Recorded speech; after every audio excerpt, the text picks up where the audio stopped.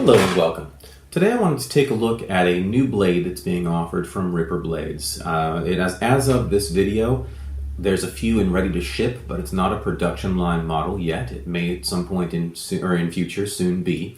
This is currently being called the Firestorm blade.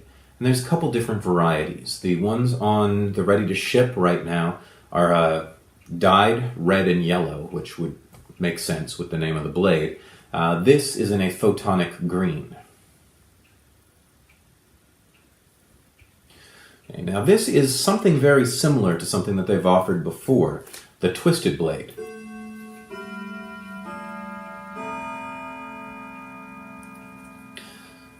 Now the twisted blade, which I have reviewed before, is a square piece of acrylic that has been twisted for this sort of spiral effect.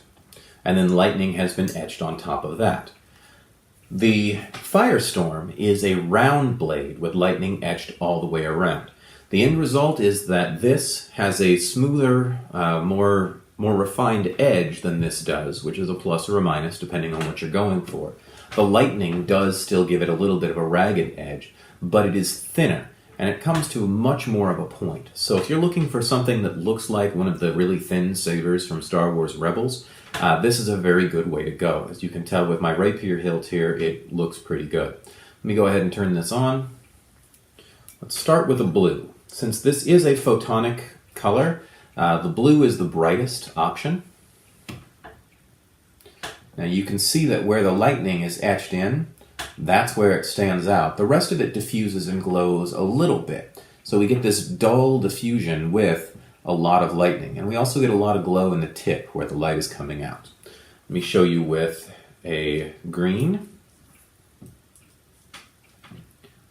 Okay. Very similar, not quite as bright. A red. This is about what you would get if this was clear stock. You can see with the red, the light or the difference between the extra lightning areas and the non-lightning areas a lot better. And let me show you with a blended white.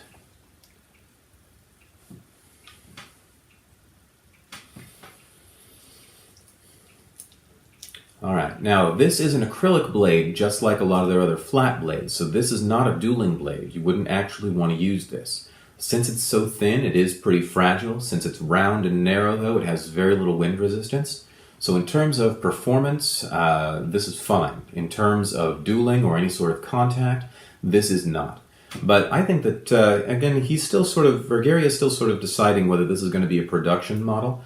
I think that the narrow profile of this, that before this was as close as they'd gotten, I think the narrow profile on this makes it definitely desirable. And the fact that the light does get all the way to the end, last time he tried one of the ones this narrow, he gave it a sanding finish the whole way, and the light sort of died out by here. Because we're dealing with a clear with the lightning etched in it, and the lightning pattern gets a little bit denser up towards the top, the light carries pretty well from the base to the tip. Very interesting design, currently called the Firestorm. There's a few of them around. If you want more of them, I would highly suggest talk to the people at Ripper Blades, say that you're interested in this. I think if they see the demand, they will start to offer these. Hopefully this review has been of interest to you. If it has, join me back for more.